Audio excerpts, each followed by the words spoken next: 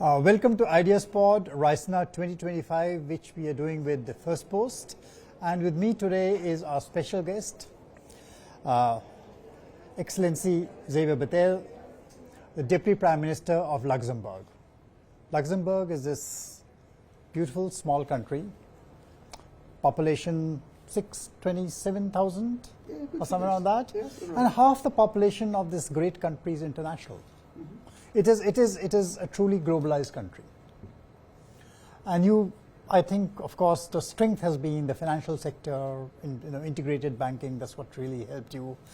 Can I ask you about, what does Luxembourg feel about position Luxembourg? What do you feel? You are in international society.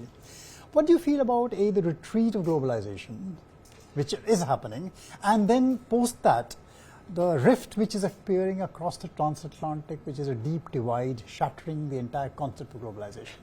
Do you feel threatened? The first thing, when you did the presentation of my country, you said banks. But you have to know that my country, the first success was steel.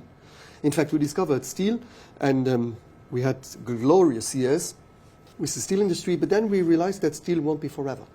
So we did financial services, but we did also satellites with Astra, one of the biggest satellite company in the world. We did it with also broadcasting and also the radio. RTL, which is one of the most famous European radio, the L is for Luxembourg. And we were also, now we are active in space mining, where we even work together with India. So we were always able to be first movers in a lot of topics. Also with the finances, with green bonds, and all these climate goals and products that we are able to link to finances to makes this success. And wasn't it that Benelux kind of seeded the idea of the European Union? Yes, the Benelux was before the European Union, but in fact, my country, because we spoke about multilateral, you spoke about globalization. Yeah. And the fact is, I prefer to speak about multilateralism, because globalization sounds like one world with one big thing. By multilateralism, it's that you work with other partners together, and it's not one, it's partners.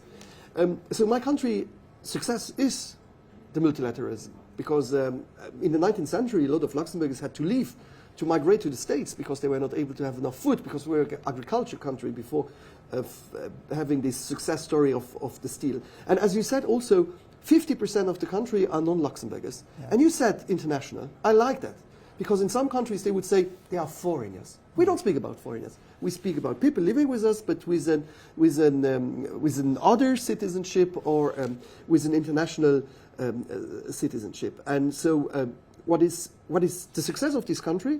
It's even with 50%. When I see that in some countries, some party who makes diversity a weakness of the society, we believe that diversity is our strength. So you said the multilateralism.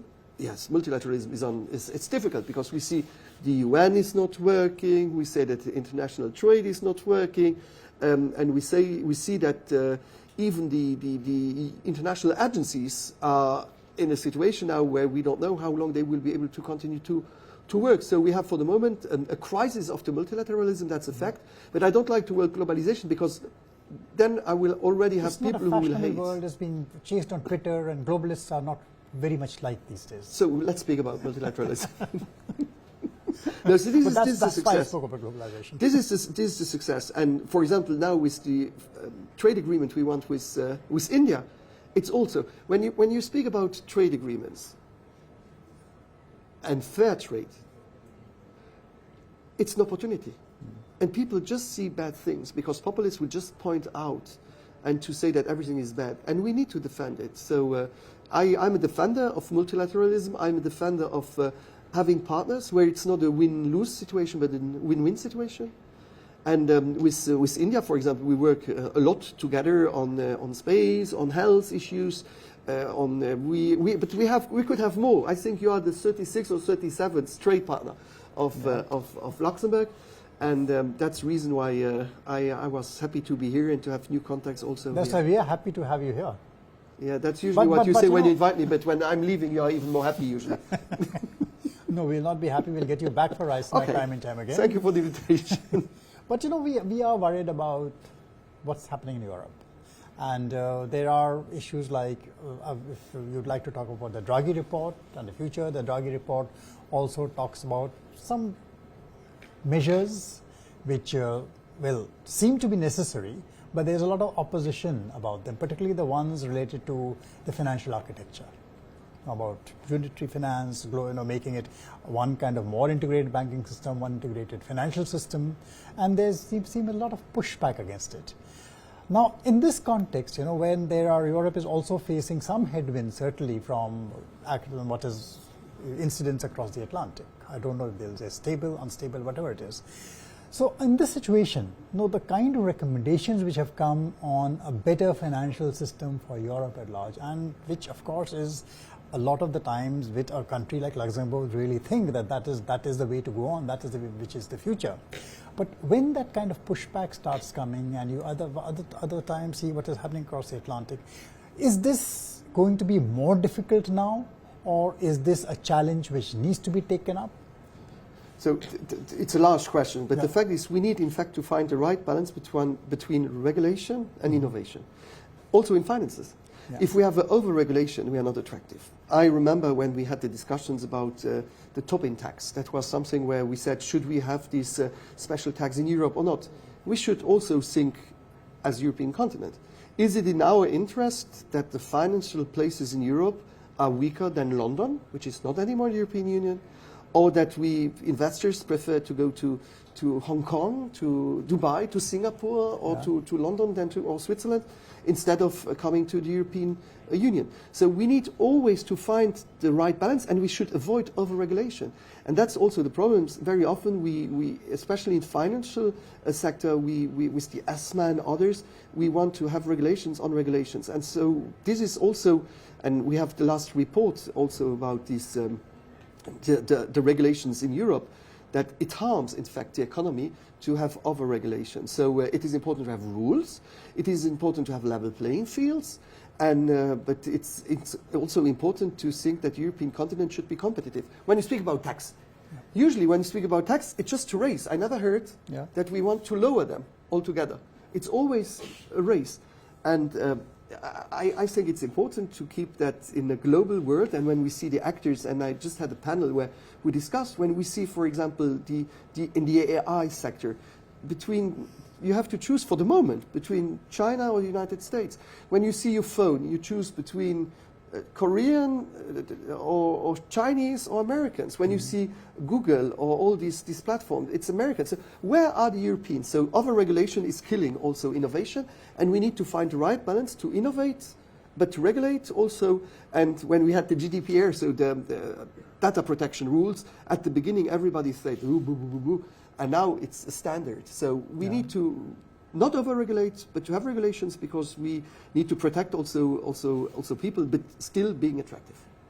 So GDPR is one area of contest which has arisen between the US and Europe. The other is now the Global Tax Treaty, which is the digital tax treaty, which the US is not very happy with, and they seem to have withdrawn from it. So what do you think about those things?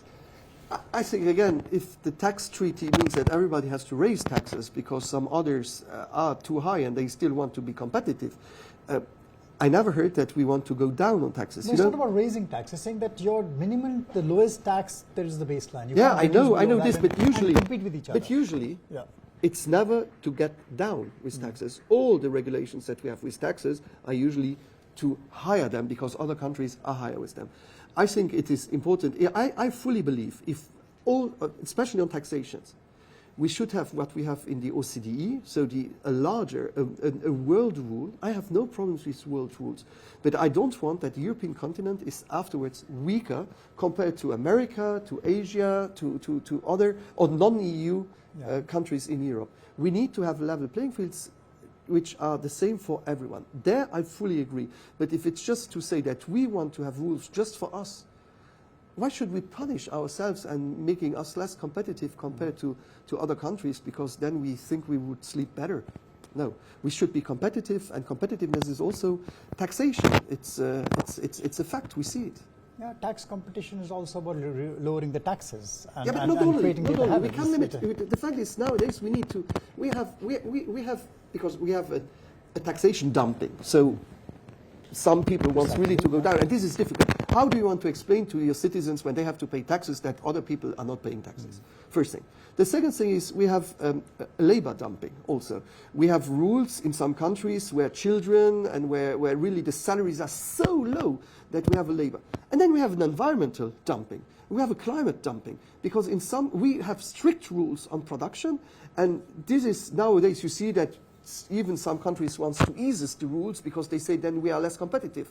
But that's the reason why we need international rules, where we say that these rules are okay for all the member countries. And we should, as European Union, push that we have like the climate agreement in Paris. I was there for the climate agreement in Paris as a prime minister. We took this promise, and it's not for us, it's for the next generations. And I remember just afterwards I visited China, and when the first term of Donald Trump, he decided to resign from the Paris Agreement, you could have a domino effect of all the countries saying, we leave, we leave, we leave, we leave. But this is also what the legacy we will leave to the next generation. So it is not only fiscal, it's also labor, it's climate, and I could continue the list of all these different criteria which are important. And data. Data is important too, but data is important. We know that data is a bit the fuel of tomorrow. I should say electricity because we have to drive electrical more. So China has developed deep sea. But it's the economy. Power. It's the economy. It's the economy of tomorrow, and we all produce data. So that's the reason, for example, why in Luxembourg we created Tier 4, which are the most safest data. But we also created something you never heard, I'm sure, about it, what we call the data embassy.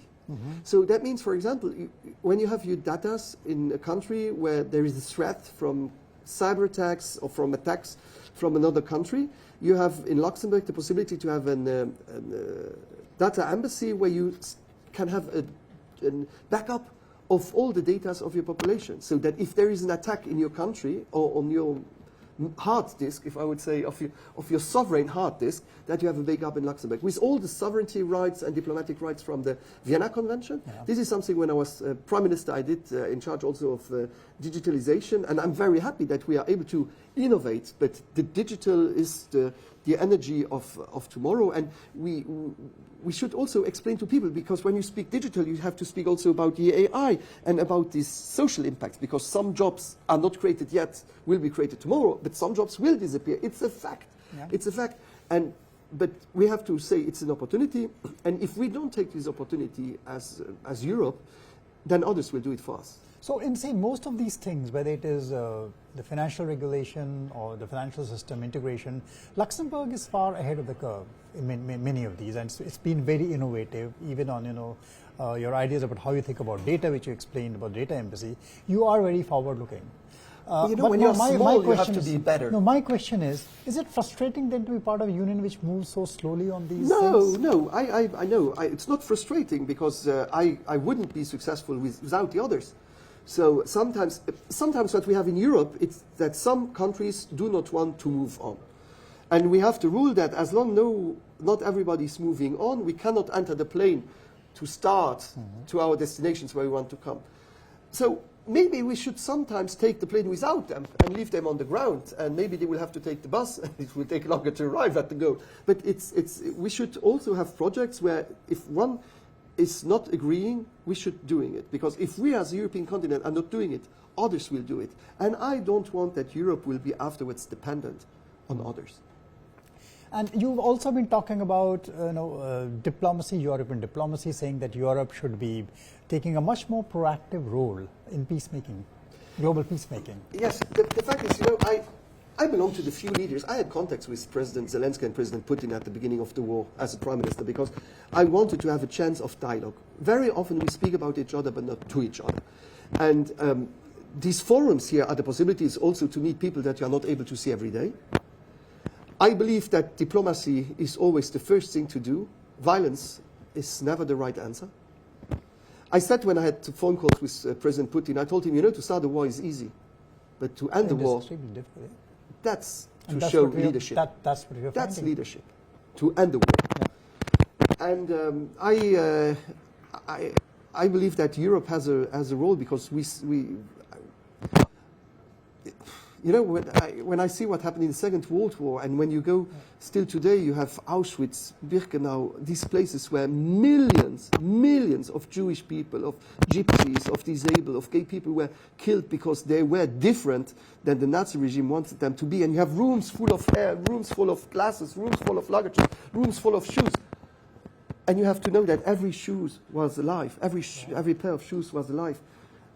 It's crazy, and it was human doing it. So it is so important to know how crazy people can be and how horrible we can be. And so diplomacy for me is always what I want to praise. That's what worries us, and what is most worrying for people in this part of the world is that when you interact with Europe so much, not Luxembourg, but various parts of Europe, the talk today is war, war, war. Everyone is just talking about war. No one seems to be talking about peace. How do we resolve this? No, it's not war. It's security. It's not war. Because no. We need to have dissuasion. We need to be. You know, I belong to a generation. I never lived a war. For me, peace was granted. Why should we invest in military? Why should we use military? I grew up in peace. Everybody was nice, easy, cheesy, peasy. Everybody was my brother, my friend, etc., etc. And then there came an attack from Russia. That's a fact, and we can rewrite the history that Ukraine's attacks. That's bullshit. Russia attacks Ukraine, and this is something. Who will be the next tomorrow if we don't have the strength to show we are also able to defend ourselves? So it's not a war, it's dissuasion. As you correctly said, Excellency, is diplomacy. Yes, but dissuasion is also important, because diplomacy, if it's not working, when you know that the other part is also strong, you will think twice before doing one thing. I'm sure President Putin thought that Ukraine would be a question of 5 days, and then it will be finished, and they will give up. And they fought for us. And when you speak about peace, I fully agree, we all wish peace, all. But we cannot decide peace for Ukraine without Ukraine around the table. So how do we get back to the table? I think that initiative, if you like it or not, but every initiative, and also President Trump's initiative, and the Arabian facilitator, I spoke to the Minister of Foreign Affairs, I said, you do great mediation. He said, no, I'm just a facilitator, I'm not doing mediation. But every possibility to have talks and to come to a ceasefire is the first step. But we cannot decide what is the future of Ukraine without Ukraine. We all want peace. Your Prime Minister wants peace, President Trump wants peace, and believe me, the one who wants the most peace are the Ukrainians. They want peace. But they don't want that other countries will decide what is going to happen with their own country, with their own life. And so it is important to have them around the table. So no decisions about Ukraine without Ukraine. They have to be part of the process. That goes without saying. Well, you have some people, I don't know, some people who think they can decide without Ukraine what is good for them. So I'm happy that the last days we had again discussions between also Ukraine and the Americans, because to support Ukraine is not against America. It's too easy to say, if you support Ukraine, then you don't support the American initiative. No. What is important is to show support to Ukraine, and that we get the more partners that we can have. And America is a trusted partner for long years, and I'm sure these relations with the American states will continue to exist. And I will not forget what they did for us. You know, if I'm free elected in a democracy, it's because we had people. I have a cemetery, 4,000 young GIs. They didn't know where my country was. They never heard about Luxembourg, but they died for me. And so this is something we should never forget. And we will find the right partnership, I know, with the Americans. It's just, it's different. I worked 4 years with President Trump when I was Prime Minister. It's more deals. It's more, it's not just take, it's also give and take. And at the end of the day, it's not just in favor of Americans, it's in favor of partnerships and of trust. And I'm sure we will be able to do that the next 4 years. So it is a beginning to be getting back into trust and letting diplomacy have a chance in sorting things out. And that's you know, as chief of diplomacy, it's the third time that you say diplomacy is important. It's the third time I find excuses I'm quoting you. Yeah, but you are right. But it's the third time that I don't say yes, and I should, as a Minister of Foreign Affairs, say that diplomacy is the most important topic. But we need defense, we need dissuasion, we need diplomacy, and we need exchanges and respect. respect. And respect is not imposing, it's discussing, finding solutions, and being able to live in peace. I wish that every child in this world is able to grow up like I did, not being considered because of this or this or this or this, but just because who I am. And not because of the parents, not because of religions, not because of sexual orientation, not because of a color, etc., but just being able to be who I am, how I am, and to have my choices in my own life. And I would wish, because still today in 2025, if you're a girl or a man, if you're black or white or Asian, if you're Muslim, Hindu, Buddhist or Jewish, if you are gay, straight, if you are left-wing, if you are disabled, you don't have the same rights in some countries than others. And this is something where I also at the United Nations General Assembly, I don't scare to say it. People don't like to hear it, but don't forget, to be different is not a choice. It's our nature. Thank you so much, Excellency, because what you're saying is what Raisina is all about also. That is why we are happy to have you here. We are about diplomacy, about getting different kinds of people together, different people who don't see eye to eye, put them in the same room and talk to each other. And I'm so glad you are here, and I hope you keep coming back to give this a further fillip as we go. It's a pleasure. Thank you very much. Thank you so much.